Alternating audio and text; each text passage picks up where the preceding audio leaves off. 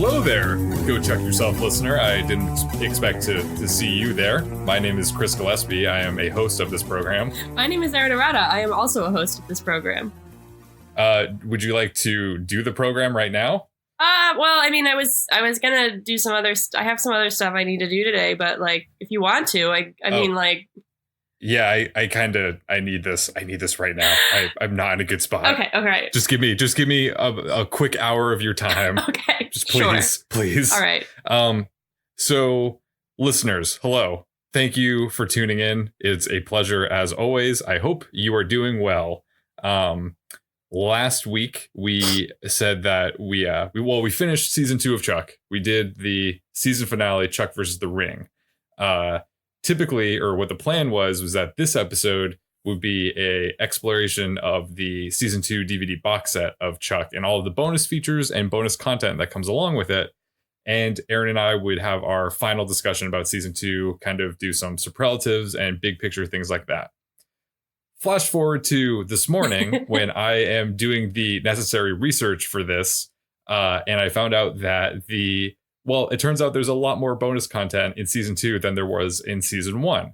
So I did not give myself enough time to do all of this. And the deleted scenes, I think, from season 2 warrant their own conversation and are long enough to justify an entire episode. So this episode is only going to be talking about the deleted scenes, aka declassified scenes from season 2, as seen on the DVD box set. And the next episode will be about the other bonus features and Erin and I's ultimate thoughts on season 2. Yeah. Erin, do you have any questions? I don't have any questions. I just have a comment and a concern, which is that I don't have any notes this episode, which is very odd for me. I feel a little bit naked right now. I'm not literally, Chris can attest that I am not literally naked, but I do feel weird that your face is the only thing on my screen. Usually there's a Word document. I position it over you, not unlike Mike Wazowski in Monsters, Inc. I hide you so I can just pretend that I'm just like having a nice little conversation with myself. But now it's all you. And as I said to you before we started recording, I am experimenting with my new microphone. So the headphones are completely covering my ears. So all I can hear is Chris in very intimate detail. That's right. Christmas came early here at Go Check Yourself. Erin finally has a new microphone, and we appreciate your thoughts and prayers and good vibes, hoping that this new microphone will work out well and we will hear Erin as we've never heard her before. Oh, God. Okay, yeah, everybody's either going to be like, wow, Erin has a really sexy voice, or wow, Erin, go back to the other microphone. Hey, Erin, we got a lot of feedback from listeners. Can you go back to sounding like you're in a tin can in the bottom of the ocean? That's what people prefer. Yeah. Well, I think you sound great. Thanks.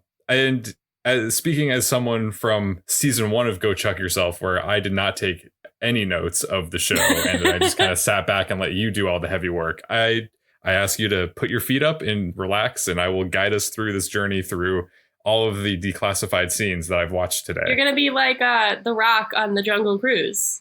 What do you mean? Well, I actually don't know what the Jungle Cruise is about, but like I was thinking of the Jungle Cruise ride when there's like the skipper who just like kind of guides and you make like pithy comments about like hippos and stuff. I assume that's what you're going to be doing this episode. Or I could say like you're like Willy Wonka leading us through the scary tunnel. Any boat captain. Come with me and you'll be in a world of pure scenes that were removed for time from season 2 of Chuck. Oh, well, I am very excited about this. I have really no idea of what I'm about to experience. I'm sure some of our listeners are familiar with these bonus scenes and some might not be. But all I know is that Chris sent me a vaguely creepy, maybe definitely creepy picture of Morgan and then a brief clip of Big Mike getting out of a car. So I'm very excited to see the context of those two things and the things that he didn't tell me about. But it sounds like there are a lot.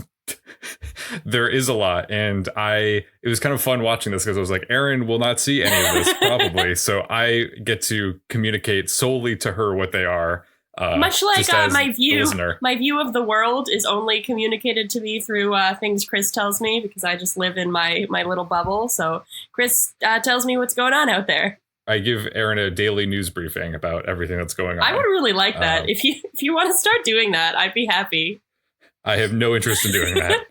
I also think I have said it before, but I think moving forward in season 3, I will watch the bonus features or the deleted scenes from the episodes as we were recording. Yeah, I think that'll be a good idea.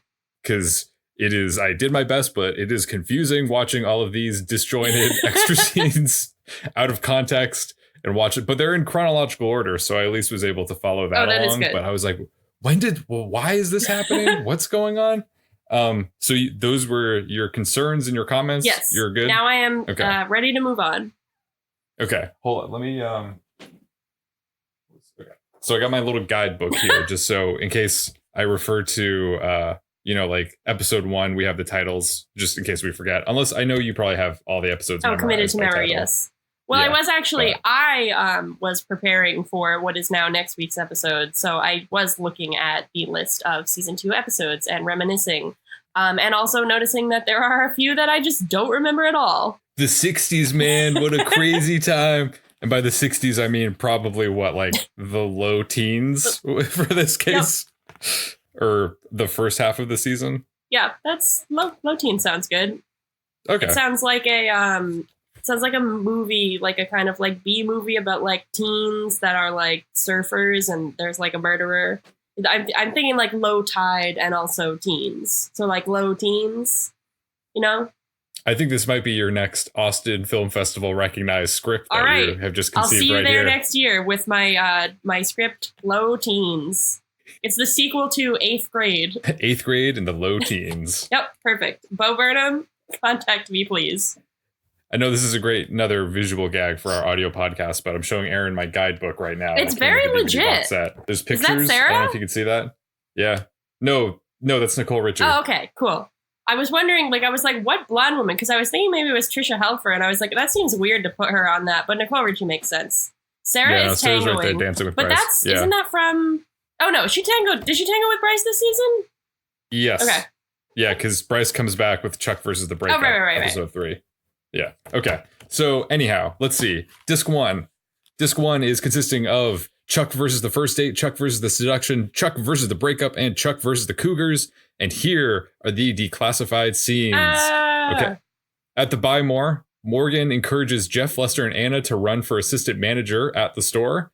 And they laugh at him for thinking that he is the tango to Chuck's cash. Hey, what's that? A sidekick. Morgan is comparing himself to famous duos, and Tango and Cash? Yeah. Johnny Cash? No. Cash. What have I missed? So they're sitting in the Buy More. I don't know what context this was in. It must be from either episode 1 or episode 2. But he's trying to encourage one of them to become the assistant manager. Ultimately, Lester becomes the assistant manager. Yes, but of course. They're playing Call of Duty. Okay. And are those none characters of them want to... from Call of Duty? Are you getting to this? Who are Tango and Cash? They're it's a TV show or a movie or something. And it's called Tango and Cash? Yes. Okay, cool. It's just a dynamic duo. Oh, wow. When I Googled it, it came up right away. I guess that's not surprising. It's Sylvester Stallone and Kurt Russell.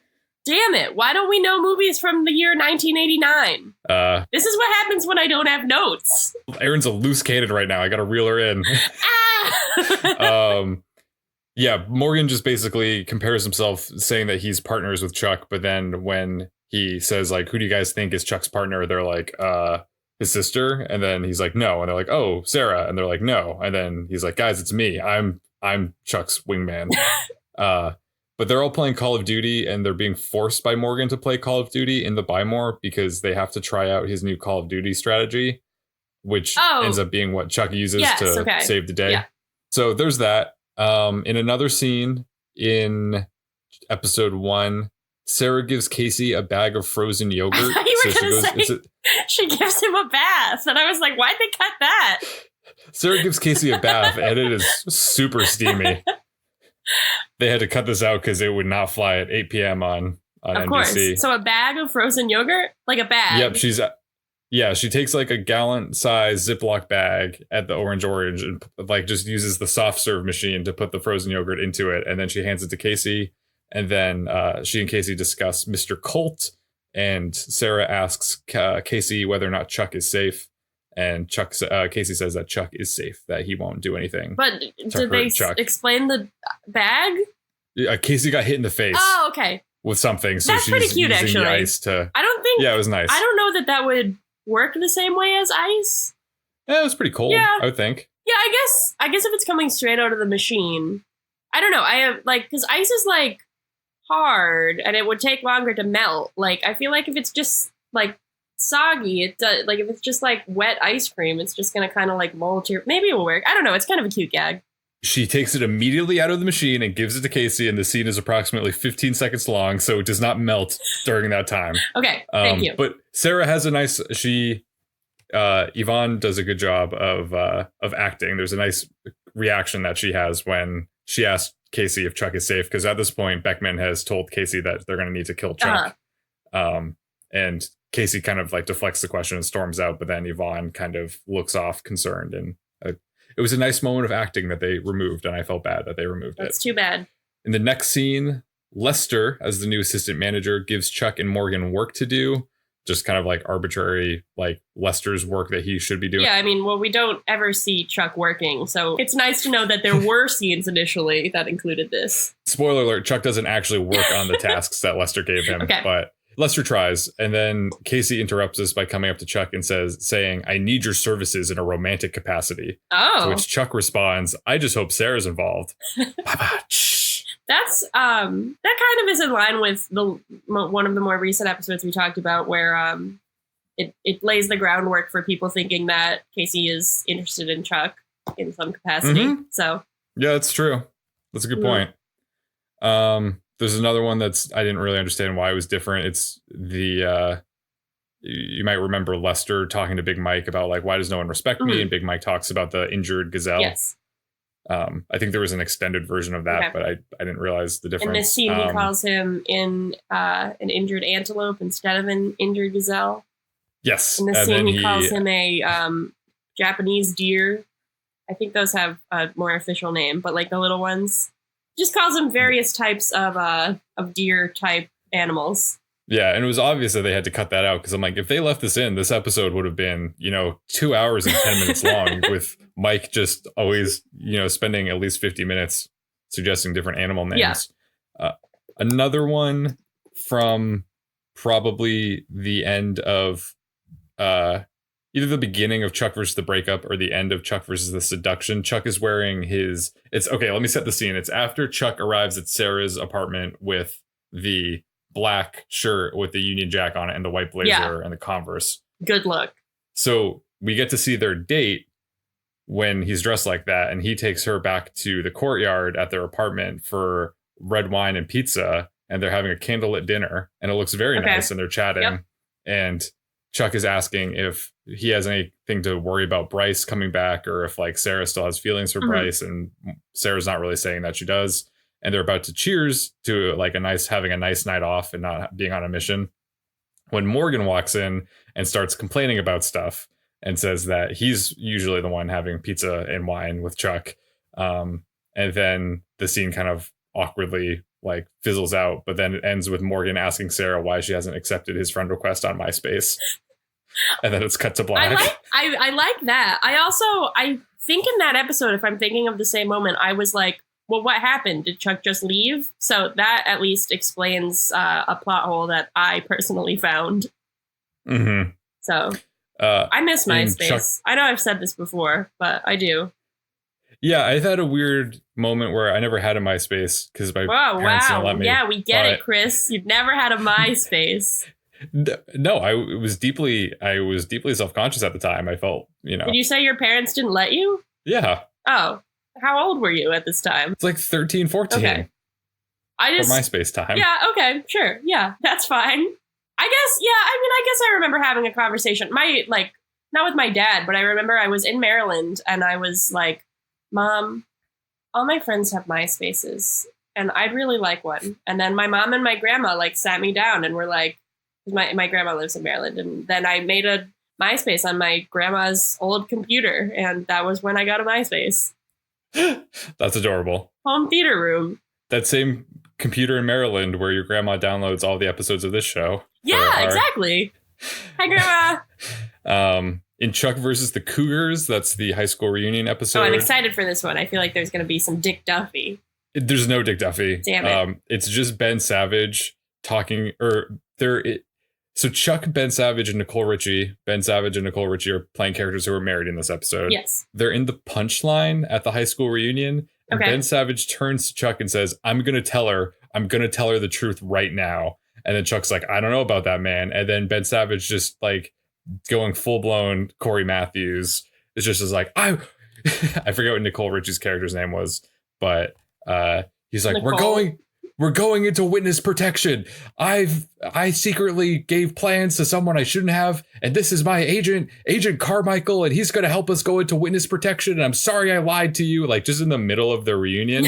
And Nicole Richie just kind of like rolls her eyes and she's like, whatever. And then she walks off, presumably to go fight Sarah or do whatever she was doing. Meet up with Dick Duffy. Well, that I see that's not exactly necessary. I feel like that episode like flowed. I didn't have as many questions, but I see why that existed initially. Mm-hmm. Okay, moving on to disc 2. Ooh, exciting. Disc 2 includes scenes of 5 through 8. So that's Chuck versus Tom Sawyer, Chuck versus the X, Chuck versus the Fat Lady, and Chuck versus the Gravitron. And here's the photo montage of that disc. You see that they managed to get Anna and the hula skirt in there for some reason, but it's the camera is not very good, but I did see a hula skirt. Yeah, there's Chuck playing Sarah's Missile pointing Command. a gun. Jeff is passed out. Yep, Jeff is passed out. So on this disc, the declassified scenes are as followed. So I'll just talk about my thoughts about this after I explain it. Please do. This is in Bymore. It's like in Big Mike's office. Emmett confronts Chuck about drinking beer in the home theater room and listening to Air Supply. So this was something that Chuck didn't do. This was something that like Morgan, Jeff, and Lester were doing, and Chuck was kind of involved in. Because I think this is when Jeff was showing his weird video about Anna while Air Supply is playing. Okay.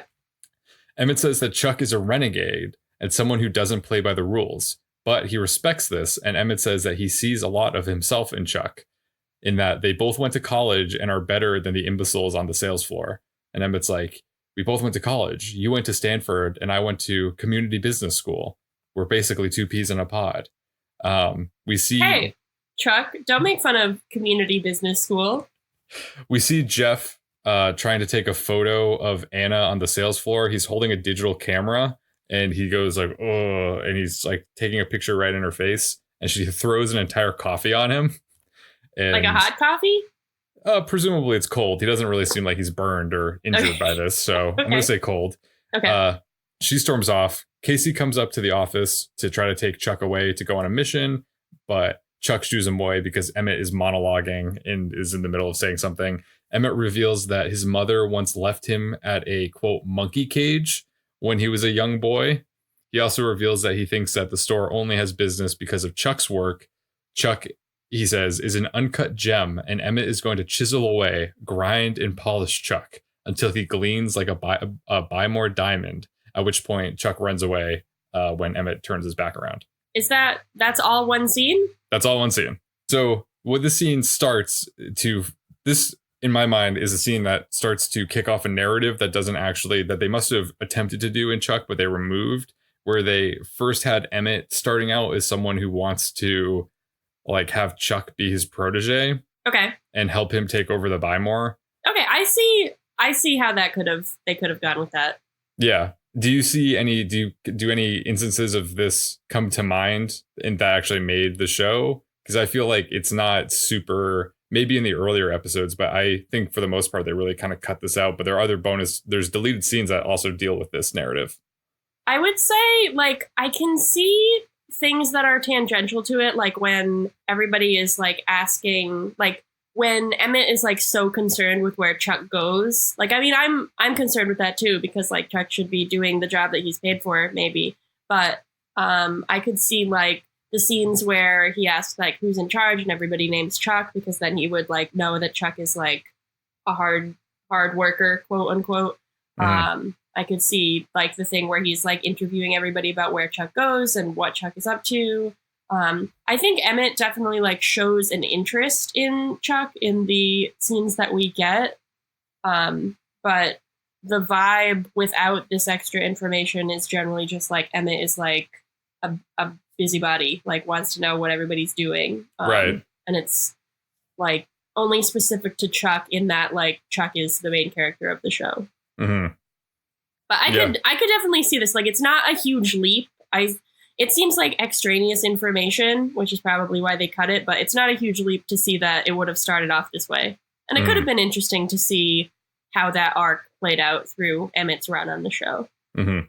Yeah. So there's more stuff about that coming up. Cool. In Chuck versus the X. So that's when Jill returns for her arc. In Sarah's hotel apartment room, Chuck is nervous about his upcoming date with Jill, and Sarah has to apply Chuck's secret microphone to Chuck's hairy chest. So there's kind of like an awkward moment where he has to unbutton his shirt, and she tapes it to all the patch of hair that's on his chest. And Chuck says that he's nervous, and Sarah reassures him that Jill is going out with Chuck, not because of the big lie and fake personality that Chuck told Jill, but because Jill likes who Chuck really is. And they have a nice little moment. Is that scene not in the show? I mean, I don't remember the chest hair, but... I don't think it's in the show because then it ends with Sarah saying, like, don't worry, we're going to, like, the CIA is going to take care of you tonight. So I imagine that would have been the cut to when they pull up to the restaurant and Casey's wearing the wig and the beard and everything. And I love that wig. They go to the CIA restaurant. I forgot about that wig. And everybody's like, oh, hello. Hello, Chuck. Hello, Chuck. Yeah. Yeah. I actually saw Jill Jordana Brewster in an article yesterday. I thought you were going to say that you saw her in person. No, I did not see her. I mean, I could have. I could see anybody at any time, but I just didn't know. You go to the Austin Film Festival and all of a sudden you just think, I'm just a revolving door. I never know which celebrity I'm going to encounter. It's true. No, I was looking up articles about the ideal nail length, like fingernails, how long they should be. And this article, like a normal human woman. Yeah. Definitely not an alien trying to pose as a human woman. This article was from a little while ago, like a couple years ago, and they did not like Rashida Jones's nails. They said too short, not polished enough. But Jordana Brewster was the perfect medium. They were like, her nails, great. They liked them because it's something called a squoval, I think is how you pronounce it. You want your nails to be like a medium length and a square oval shape. So hold up your nails. Let me see if they're a squoval. I don't think they are. I cut them somewhat recently. They're all right. They're not as bad as Rashida Jones's nails. So I'm sorry, Rashida Jones. I know you're a big fan of Chuck and this show. Her nails were fine. They were fine. I can actually, in the photo right here in my guidebook right here, you can kind of see Jordana Brewster's nails. Yeah, award-winning nails. Yeah, look at that. According to, I think it was Cosmopolitan, but I don't want to speak out of turn. Well, there you go. So did you change your nails based on Jill's nails or no? Well, not yet, but I might. Let's see. It was in 2011 that this article came out. Rashida Jones, they were analyzing her nails at the premiere of Our Idiot Brother. I don't know where they were analyzing Jordana Brewster from, maybe Fast and Furious, but her nails are painted lavender, and they liked them. They don't like Snooki's nails. Snooki is at the other end of the spectrum. They say her nails are too long. Interesting. I know. Yep. We have a lot of overlap in our demographics between Go Chuck Yourself and Cosmopolitan magazine. So yes, of course. It's so stupid because it's like, it's clearly everybody else. It's a picture of their face with like their nails close to it. And then the picture of Rashida Jones is just like zoomed in. It seems to be her hand on her hip and they've just zoomed in so closely on her nails. Well, what a violation of personal space. We're sorry, Rashida Jones. That's something. We're sorry, Rashida Jones. Your nails are lovely. This is another meaty deleted scene. This is still from Chuck versus the X. This speaks for itself. So at the end of the episode, you may recall that they had to do the Buy More staff had to do a test. Yes, about CPR. Yes. Okay. So the only person that failed that test, Emmett's revealing this during like a team meeting at the Nerd Herd desk. Mm-hmm. Only person who failed it was Chuck, and Chuck is the only one that needs to take the like 30-hour remedial course. Mm-hmm. So Chuck kind of like is perturbed by that, but obviously he's not going to go to it. So why does he care? He doesn't even go to work. Why is he going to go to a remedial CPR class? Mm-hmm. And then Big Mike storms up and says, "That's the good news," referring to Chuck failing the test and having to take the remedial course. Mm-hmm. Big Mike proceeds to say that there have been an abnormal amount of complaints recently from customers, so corporate has announced that they need all of us to take mandatory sexual harassment training. Oh my God! To which Jeff whispers to Lester, "That's one test that I don't need to study for." Oh my God. Oh man. Well, I wish that they had done that. So maybe if they'd taken the course. Either means that they did not take the course, or that all of these characters is canon for them to have taken a sexual harassment course and then to behave the way that they proceed to. They just episodes. They learned how to do it. Like they took all the things that they said don't do, and then they did those things. It's so, like when teens were told not to watch Skins, and then they watched Skins and they learned how to get away with all their debauchery. Yes, that's exactly what I was thinking. It's like when my church said, "Hey, don't read the Golden Compass." And I was like, I'm going to read the Golden Compass now. Note to self, make sure Erin has notes moving forward in subsequent episodes so she has something to do. So that's one scene, which I was like, that's crazy that Big Mike is actually saying that they all need to take sexual harassment training. That would be great if they did. I don't think that they do. But that scene bleeds into Chuck goes up to Casey and apologizes to him for kissing him to save his life. Chuck says that Casey has soft and supple lips. Casey then grabs Chuck by the collar and pushes Chuck into a CD-ROM game display. It was like City Fable 2? Of Villains, I think. League of Villains, something like that. Casey threatens to end Chuck, as Casey is wont to do. After they resolve this little situation, Chuck asks Casey if Casey thinks that he would be able to date Jill now, that even though Jill knows that he's an asset. Casey says that it would be doable as long as Chuck keeps up his cover with Sarah and didn't tell Jill about the intersect. Chuck then asks Casey to clarify by saying, "You mean that I can date Jill as long as I continue to pretend to date Sarah?" And Casey chuckles and says, "Welcome to dating in the CIA." It pats him on the shoulder. That's kind of a nice scene. Yeah, it was silly. Some of these scenes and some of the bonus features, I think you get to see a different side of Casey. It's a little bit more comedic than you normally do, which is nice. Yeah, because he's definitely we've definitely talked about him in some episodes being a little bit gruff, and maybe that's because they had a balance, but they cut it out for time. Mm-hmm. In Chuck versus the Fat Lady, Jill is in Chuck's room and asks him where he wants to go on their getaway. Chuck says that, Jill says we could just stay here because Ellie and Devin aren't here. But then Chuck says that they can't stay in the apartment because they're being watched by Big Brother. Mm-hmm. And then he proceeds to just give Jill a bunch of information about his relationship with Casey and Sarah. We talked about this scene in a previous episode because we had received this in an email. Oh, yeah. From a fan so it's that who scene. Pointed this out. It's this scene, where Sarah and Jill get to meet awkwardly. And Casey comes in and tells Chuck that they need him to go on a mission where he's going to be making out with Sarah and doing some heavy petting, perhaps. Okay, so that's interesting. That's that scene. Yep. In another scene, so this is kind of picking up the Emmett Chuck thread that I was talking about before. Emmett brings Chuck into his makeshift office in the break room. Chuck says that, hey, this is just the break room, but Emmett pulls over the hospital curtains that he's built into the break room. I remember those well. And says, "If you mean the executive dining room, then yes." Emmett asks Chuck to take a seat and then turns on an audio recorder to record their conversation. Just like this podcast. Exactly, just like it. Emmett asks Chuck to relax and kick back, so Chuck puts his feet up on another chair, but Emmett says that that's too much kicking back, so Chuck puts his feet down. Emmett asks Chuck to tell him the names of all the people that prevent Chuck from excelling at his job. Emmett tells Chuck that all great wars in history have been won not by weapons, but by human intelligence. Chuck questions if this is historically accurate, and Emmett brushes him off and begins to tell him about Moria. Emmett tells Chuck that there are people who are entering Moria to destroy it, but before he suggests that they build a wall with a moat, he elaborates that the greatest threats to a country sometimes come from the inside, specifically communists. Chuck says that he's not going to blacklist his coworkers, and Emmett asks Chuck to be a patriot, saying, "Only you can make Moria strong." Casey runs up to Chuck as he's leaving Emmett's office and says, "Quick, Bartowski, your country needs you." To which Chuck says, "Do you mean America or by Moria?" And Casey doesn't really know what to make of this and just like can't come up with a comeback, so he just pulls Chuck away. I like that ending line. So this is another example of one of the Emmett molding Chuck scenes. Yes. I like Emmett talking a little bit more about By Moria because I feel like we really only have the one scene with it. And then like we see the flag in his office. So I feel like another scene would have been helpful in establishing that as a part of his character. Mm-hmm.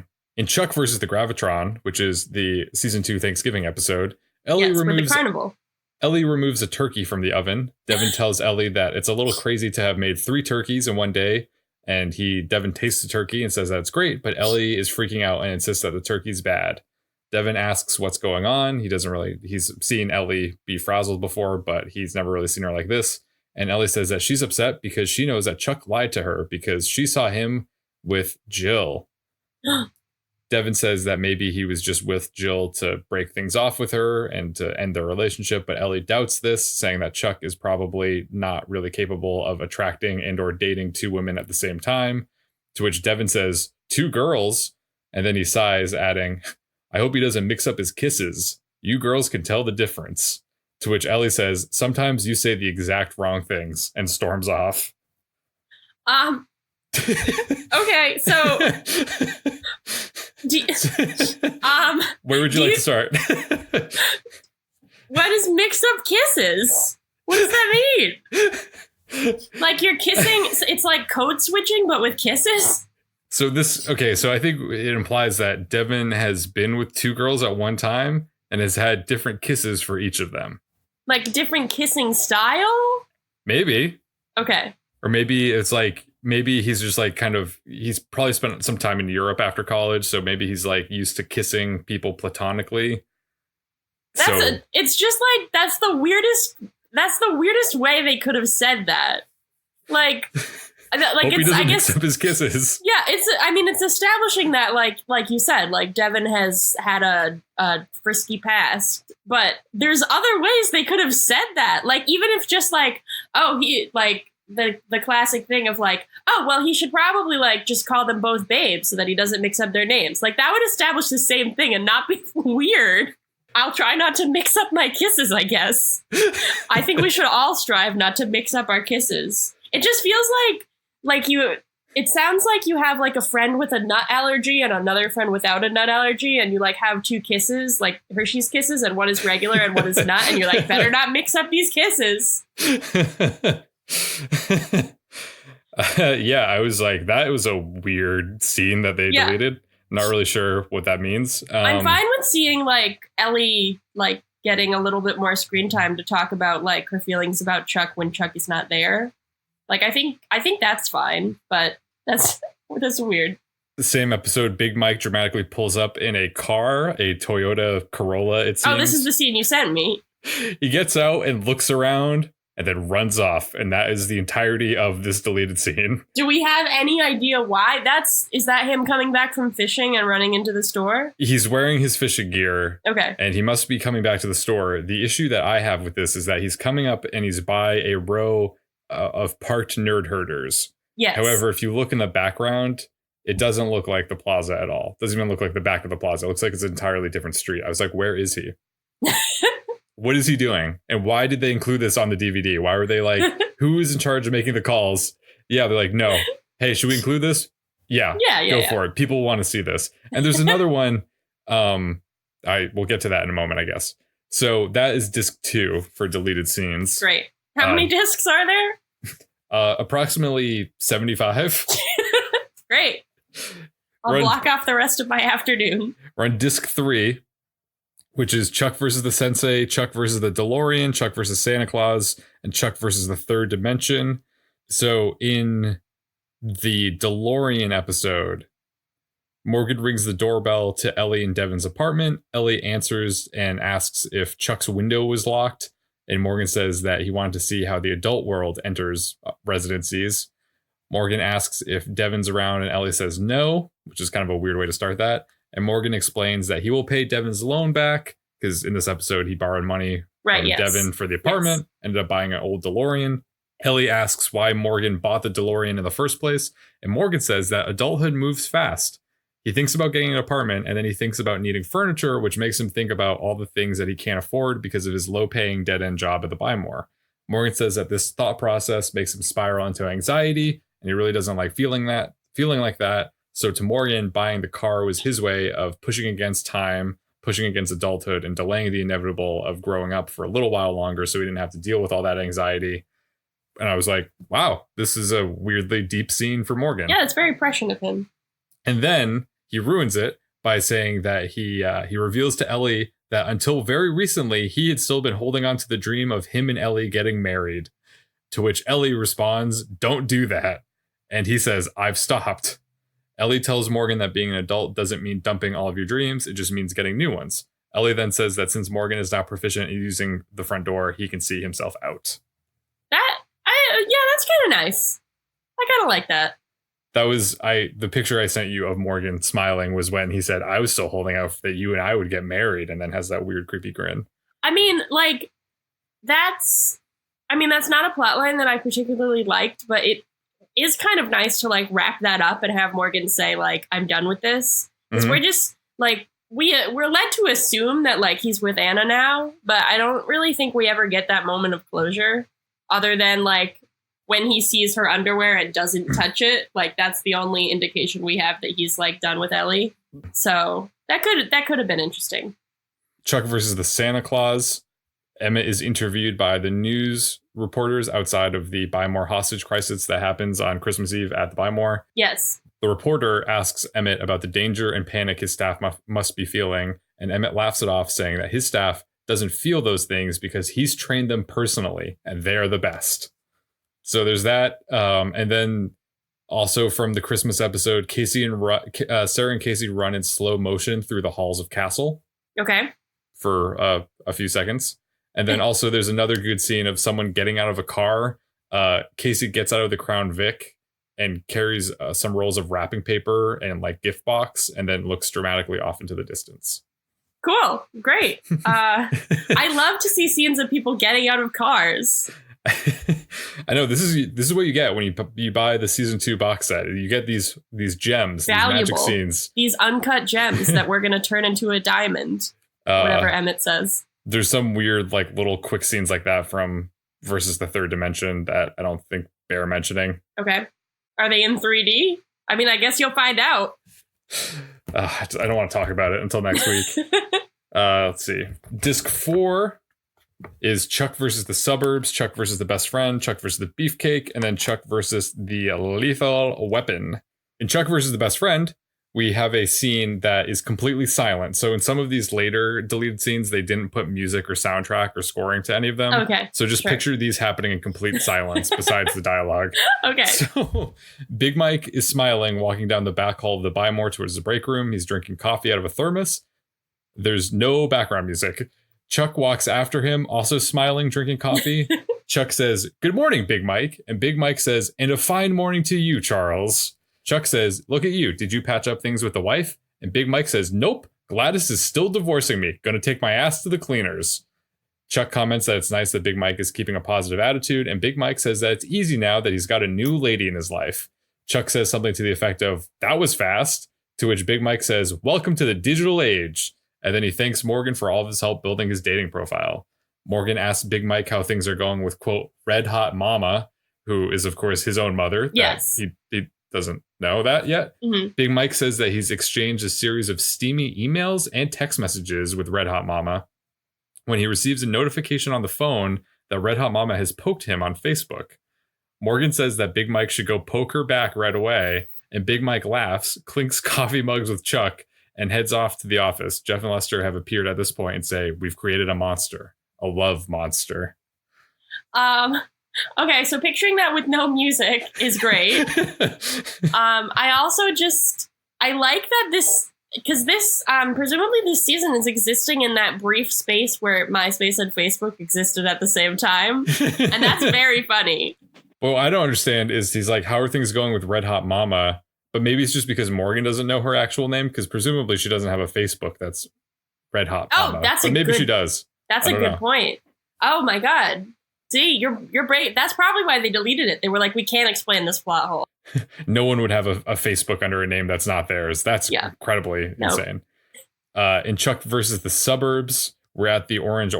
Sarah apologizes to Chuck for letting him go into Jenny McCarthy's house.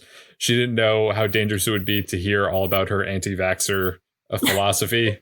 Sarah did not know how dangerous it would be to go into her house, as it was not a normal circumstance. Chuck is upset and says that nothing about his relationship with Sarah will ever be normal. Casey enters to take Sarah back to the suburbs to complete the mission, and Chuck exits saying, "Say hi to the old neighborhood for me." What a stinker. So that kind of like adds a little bit more to his like ultimate when he's like sad at the end and he's like, Sarah and I will never have a normal relationship. Like that kind of lays the groundwork for that a little bit. Yep. And then this also ties into that because there's another deleted scene where Chuck is walking into Bymore and Ellie calls him on the phone to ask him how his time house sitting in the suburbs were. Mm-hmm. Chuck says that it was uneventful aside from Chuck hooking up with their neighbor and Sarah hooking up with the cable guy. Ellie asks Chuck to be serious, and Chuck says wryly, "You really want to know what happened? It was great. You were totally right. It was eye-opening for both Sarah and me." He then tells Ellie that he will tell her more about it later, and they end the call. I was really confused for a lot of you saying that because you said Riley, and I was like, who did he call Riley? Sorry, no, I was using the adverb Riley. Yes, I see the W. W-R-Y-L-Y. Thank you. Thank you for clarifying because, you know, it's hard. I thought here, Chuck says that he hooked up with their neighbor, which is kind of true. Yes. But then he says that Sarah hooked up with the cable guy, which makes me uncomfortable because Casey's cover was the cable guy.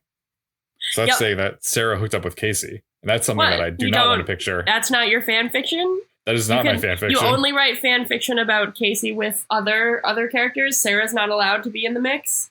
Correct. Okay, sure. Well, I guess it's like you said last week about Sarah and Chuck being friends. You don't want to watch friends hook up. So I guess Casey and Sarah are your friends. That's true. I just don't want I don't want to see any of these characters do anything more besides a single romantic kiss. Disc 5. Chuck versus the Predator, Chuck versus the Broken Heart, Chuck versus the Dream Job, and Chuck versus the First Kill. In versus the I just want to establish here that I really hope there's some Bernie scenes. There are not. Damn it. There's none. And I was, of course, referring to Bernie Sanders. In Chuck versus the Broken Heart, which is Erin and I's favorite episode, this is a scene that is totally silent. So this takes place at the bachelor party, but they don't have the music in there. So picture a silent bachelor party in a Bymore. I'm picturing your future bachelor party. Oh. Yeah. Oh, that was really hurtful. Alex, who's the other secret agent in this episode, played by Christian Helfer, is dressed as a police officer stripper at the Bymore bachelor party. Mm-hmm. She tells Chuck that she needs to do a pat down on him and runs her hands all the way down Chuck's torso, past his crotch and legs, and back up through his crotch and legs. And Chuck says, that's not really a public area. It's more of a private area.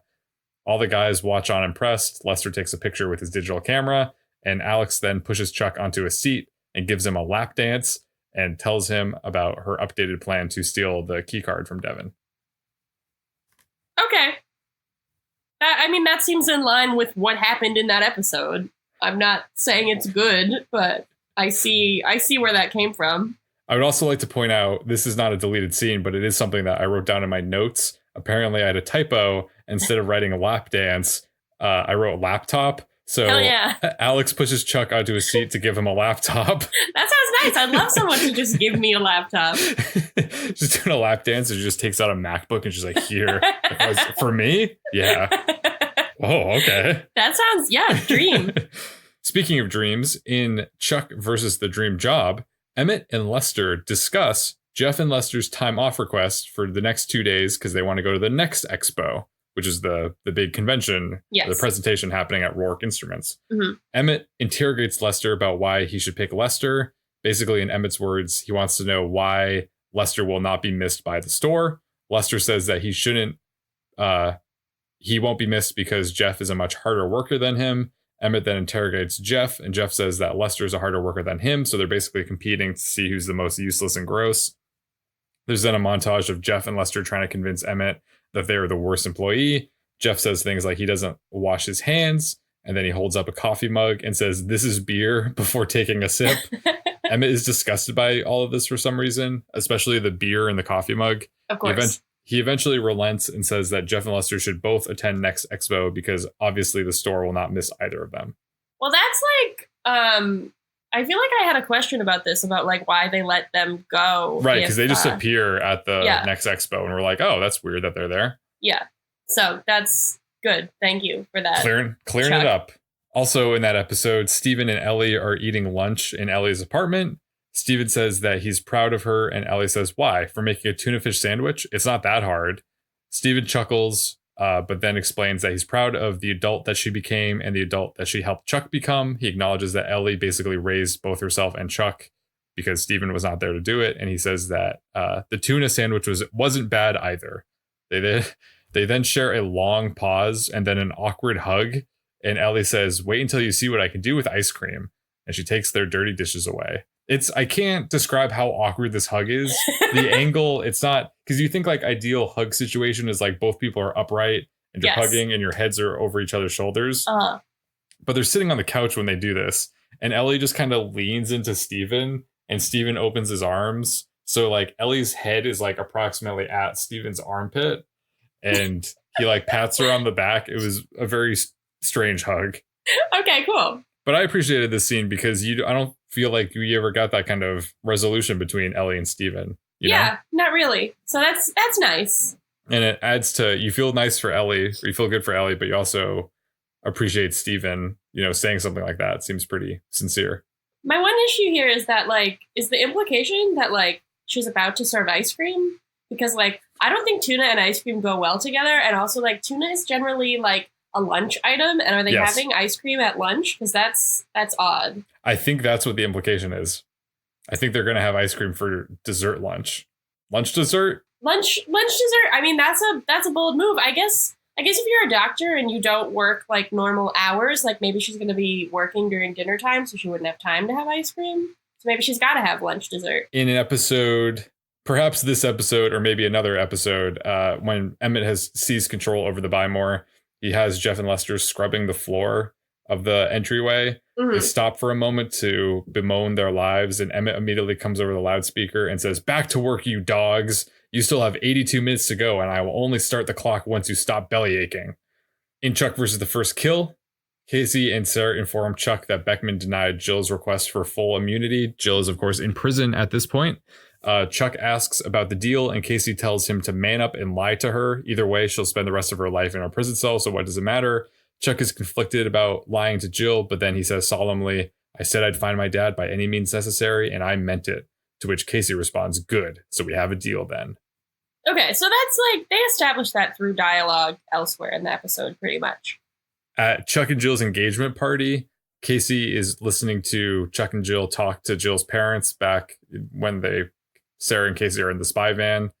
Jill's parents say something about marriage being all about trust, and Casey says, "Trust? 50% of marriages end in divorce. If you want trust, buy a gun." That sounds like the NRA might want to use that as a slogan. Yep. Do you trust your gun? What does that even mean? Your gun's always there for you. All right. Thanks, Casey.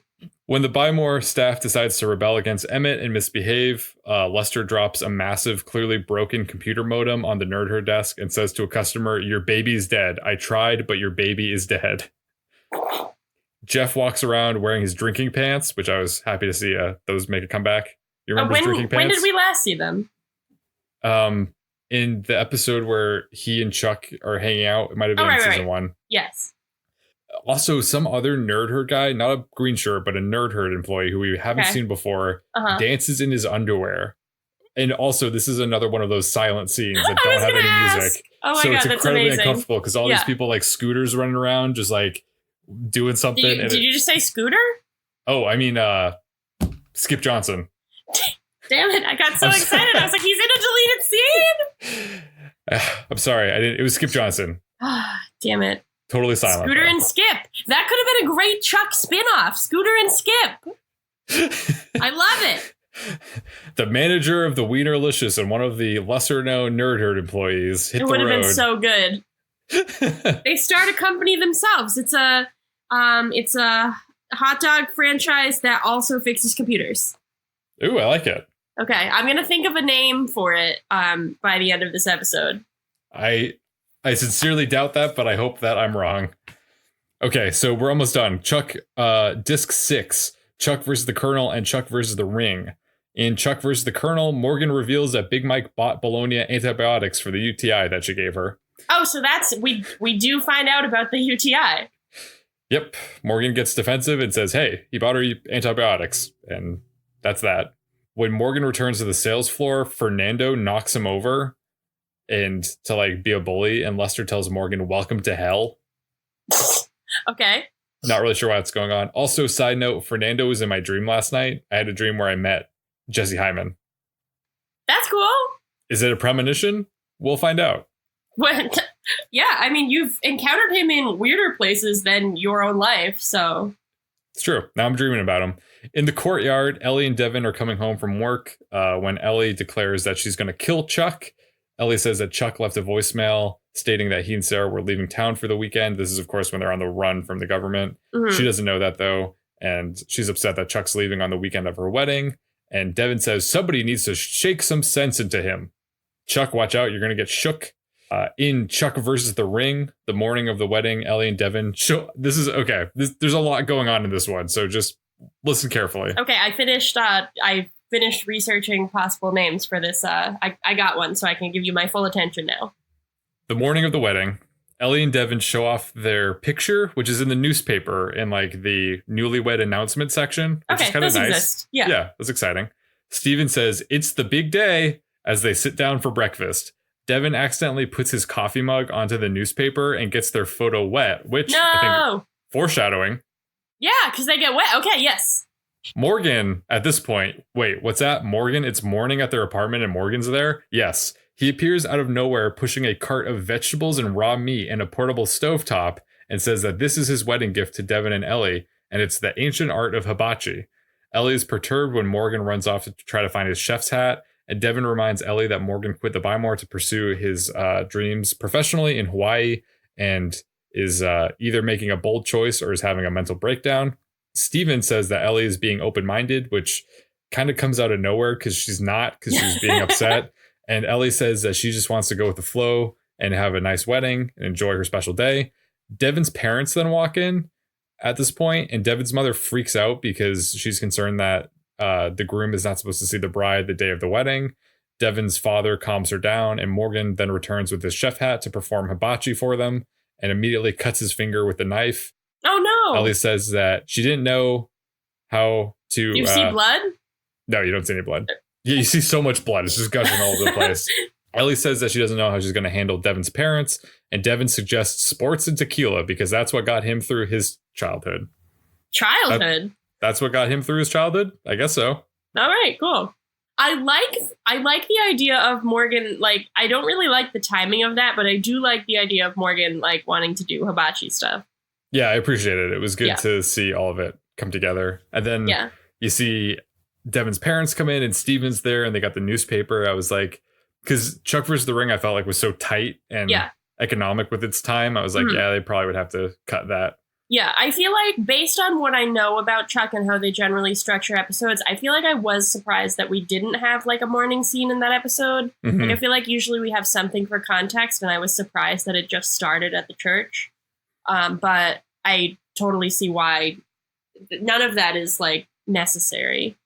This is a deleted scene from Chuck vs. the Ring that I do think would have been helpful. Yes. So after Chuck quits the Bymore, Sarah runs in to tell him that Ellie has called her 15 times trying to get in touch with Chuck. Mm-hmm. Chuck needs to go to the jeweler, according to Ellie and Sarah, to pick up the wedding rings because he doesn't have the rings at this point.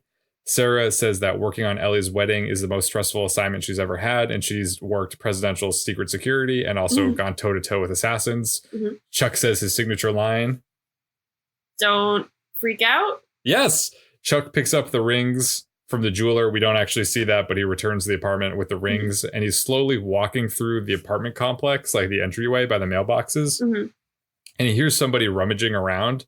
So Chuck gets suspicious, and he picks up an old golf club that is laying by the mailbox. It's got a vent in it. Yes. Mm-hmm. And he walks slowly into the courtyard. When Bryce jumps out, it says, "Nice improvised weapon, Chuck." Chuck is upset. It says, "Oh no, you're not ruining my life again, are you? Why are you here?" And Bryce says, "You know me. It's a secret." So this would have been... He didn't say it's complicated? He did not say it's complicated. Damn it, Bryce. It's a secret. But when this would have made more sense if they included this. Because then instead of having the jarring scene where all of a sudden Bryce is just in castle walking around, you'd be like, okay. Absolutely. I completely agree. I think that would definitely have helped. And I like the idea. I know I didn't see it, but I like how you presented Bryce saying, "Nice improvised weapon, Chuck." Because I could just picture Matt Bomber saying that, and it's funny. And also we get to see Chuck have the rings, because before he just like has the rings. I get why they didn't include it for time, but I think it would have helped at least introduce Bryce into the episode. Yeah, I think. And we usually we do see him like appear in Chuck's courtyard. So coming out of the shadows. Just because he's like a raccoon. He just hangs out, go through the garbage. Yep. And then our last declassified scene of season 2. Oh, man. During the wedding reception in the courtyard, Ellie throws her bouquet into the crowd of ladies, and it's about to land on Sarah, but Sarah punches it away, making it explode. And Chuck sees this in the distance and smiles. Like, it explodes in an explosion, or like the flowers explode everywhere? The flowers explode. She doesn't have some kind of weird, like, ability to... I was wondering if it was like a bomb or something. Get away from the bouquet. It's a fulcrum bomb.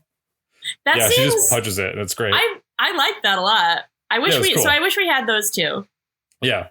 Do you want to hear my name for the Skip and Scooter store? Yes. What is it called? Ready? Okay. Pups and Pewters. Oh, pups being slang for hot dogs? Pups being slang for hot dogs, and pewters like computer. Pups and Pewters. I like it, right? The show is just them running the store? Is it like a sitcom? Yeah, I think it's a sitcom. I think it's kind of like, okay, well, I wasn't prepared for my elevator pitch. I just had the name, but well, look, I mean, Erin, you live in Hollywood. You should know that you have to be ready with your elevator pitch at all times. Pups and Pewters. Okay, so like you're losing me. My floor's coming up. God damn it! They have this Ding. store. Oh Ding. Man, he's gone. Ding. We're going up. Oh, this is my stop. Good luck with your TV show about a store. Bye. That was brutal. This world.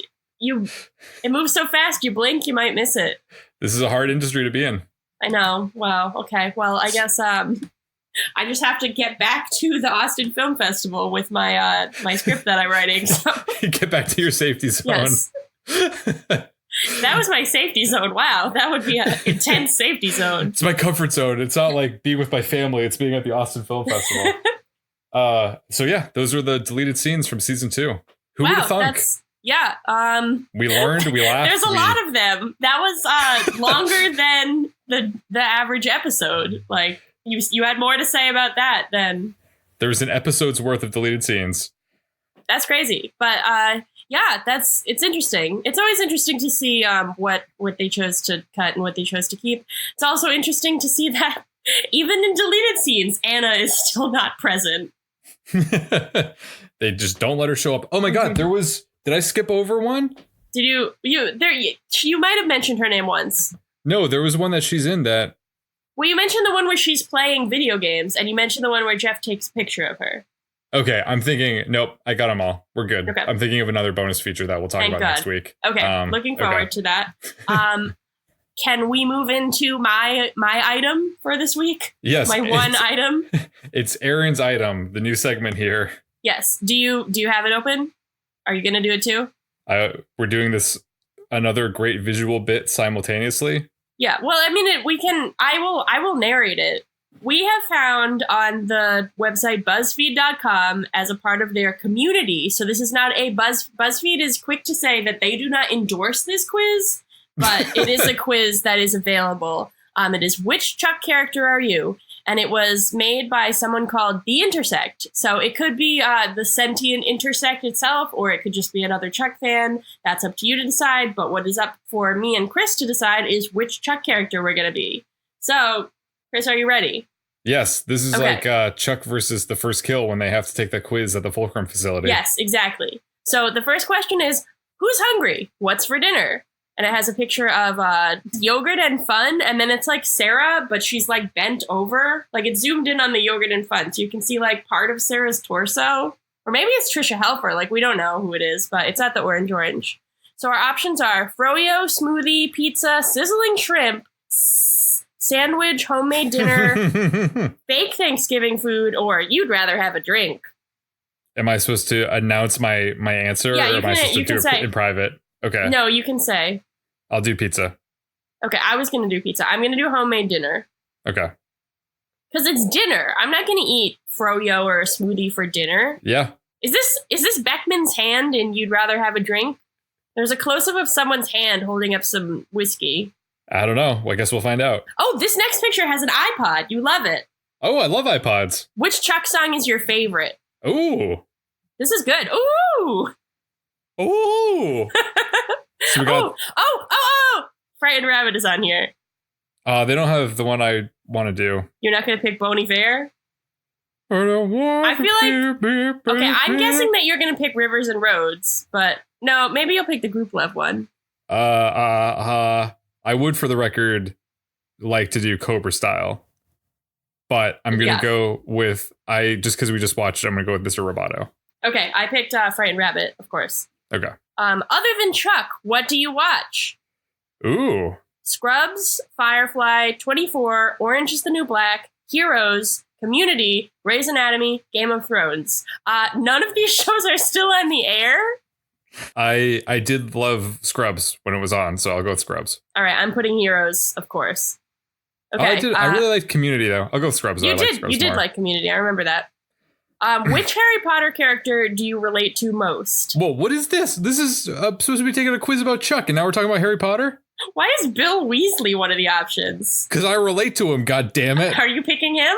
No, what are our options? Colin Creevey, Harry Potter, Ron Weasley, Ginny Weasley, Hermione Granger, Bill Weasley, Dobby, or Neville Longbottom? I'm going to go with Neville. Okay, I'm picking my favorite Harry Potter character, Ginny. I'd like to also point out that the photos that they have of Harry Potter and Ron Weasley are of two different ages. So there's an adult Harry Potter next to a child Ron Weasley, which would be a very different book, I think. And then Hermione is from the second movie. So she's got to be like, what? Is this actually the second movie? No, this isn't the second movie. This is later. Of these, which episode of Chuck is your favorite? So let's see. Okay, Chuck versus the Colonel. All right, some of these we haven't gotten to yet. So this is going to be spoilers. So the Chuck versus the Colonel, which we've seen. Chuck versus the Operation Awesome, we haven't seen. Chuck versus the Tic Tac, we haven't seen. Chuck versus the DeLorean, we have seen. Chuck versus Tom Sawyer, we have seen. Chuck versus the Push Mix, I don't think we've seen. Chuck versus the Hack Off, which is that one of the actors from Community in that screenshot? Yep, sure is. Daniel Cody. Chuck versus the Beard. I don't know if we've seen that one. So I actually, not to, well, this will be a spoiler for next week's episode, but I was making a list of my favorite episodes of the season, and one of those is Chuck versus the DeLorean, so I'm going to pick that. Okay, I will also go with this season. I'll go with Chuck versus Tom Sawyer. Perfect, you love that one. Okay, so you're working on your 5-year plan. Choose a font for the 5-year plan? Is that what this is? I'm going with Arial because that's the font I use to type all my notes for Go Check Yourself. Mine that I use is Calibri, but let me see. So our options are Arial, Calibri, Comic Sans, Times New Roman, Courier New, Georgia, Century Gothic, and Impact. Century Gothic was my favorite font for a while, but I think I'm going to go with Georgia because I really like a serif. Okay, is this... Oh, I think we got one more question, maybe? Which Chuck villain is your favorite? Oh, no, this is real spoiler territory. Who is that? Daniel Shaw, spoiler. Don't know Mr. who that Colt, is. I know who that is. Nicholas Quinn. Don't know who that is. Alexei Volkov. Don't know who that is. Lizzie Chaffee. She's just in, some of these are just in one episode. Where is Smooth Lau? Okay, Vivian Volkov, Justin Sullivan, or Farouk Bulsara. Ooh, weird selection with these guys. Are these just like the favorites? I don't even know who to pick here. I'm gonna stay with Mr. Colt for season 2. Okay. I'm gonna pick Lizzie. Oh wow, okay. I got my answer. You got your answer? I sure do, Erin. Oh no. Are you Morgan? I'm not. Okay. I'm happy with mine. I assume you're unhappy with yours? I'm a little perturbed, but would you like yours? to please? Well, you can go first. No, you should go first. Okay, I'll go first. I got Ellie. You got Ellie? I got Ellie. You're incredibly smart, caring, and you love your friends and family. You might be a little bit controlling, but you're just trying to do your best for the ones you love, and to be honest, they wouldn't know what to do without you. That's nice. Isn't that nice? That's so nice. Okay, let's end that segment. Okay, good job. Who are you? You got Jeff Barnes. Oh my God, yes! Okay, so you're a little creepy, but once you stop inhaling all that carbon monoxide, you're actually a pretty smart person. You're an incredibly loyal friend and an excellent guitar player. Your name is Jeff. Wow, that... I don't think we need the "your name is Jeff" part. That's not necessarily true. Well, I think the implication is that I'm so dumb and or intoxicated that I need someone to remind me of what my name is. Like his card. That checks out for me, I think. I think both results were completely accurate. I feel like that was rigged. I think you made that test and you knew which answers I'd choose. I am the intersect. That would be a really good bit. That if you did that, I would be very impressed. If I was the intersect? Or if I had made that quiz? If you made that quiz. Oh, well, I'm sorry. And just lured me into getting Jeff and questioning all of my life choices. Well, yeah, that was fun. What an episode. What an unconventional episode that was. Yeah, it was great. I had a great time. Had to do no work, so that's nice. I am looking forward to picking this up again next week with more DVD bonus features and our discussion of our final thoughts on season 2, and then a slight preview of season 3, I suppose. Yeah, I'm excited to find out what that preview will entail. Okay, I'm gonna go. I don't know what to do now with this information that I'm Jeff. I was going to say I need to go drink to forget it, but then that's just confirming that I am. Yeah, in fact, that is Jeff. confirming that. You could take a ride in your van. Oh, that's just confirming it too. You could go take pictures of women unwillingly. It's just confirming it too. I could play Missile Command. Yeah, you could play Missile Command. You could listen to Tom Sawyer. You could get interviewed by the news. Could get interviewed by the news. You could. Well, do you have like a pair of lounge pants? I do. I have my joggers. I might put those on after we're done. Yeah, perfect. Sounds good. Well, signing off from this episode of Go Check Yourself, my name is Jeff Barnes, reminding you that food is sexy. And my name is Ellie Bartowski-Woodcomb. She hyphenates, I guess. Telling you that anything is possible. I'm a doctor. Even me getting selected as Jeff Barnes on a Buzzfeed quiz. Everyone, if you'd like to take the quiz, we'll post it to our Twitter and tweet at us or send us an email or whatever you want to do, telling us who you got. If you're Chris, I was going to call you Jeff. If you're Chris's Jeff, no! The transformation is complete. No! So yeah, let us know who you got, and if you're also Jeff and you want to bond with Chris, please do. Yes, please commiserate with me and send your condolences. We'll see you next week. Have a good time today. Keep up the good work. We'll see you later. Bye-bye. Bye.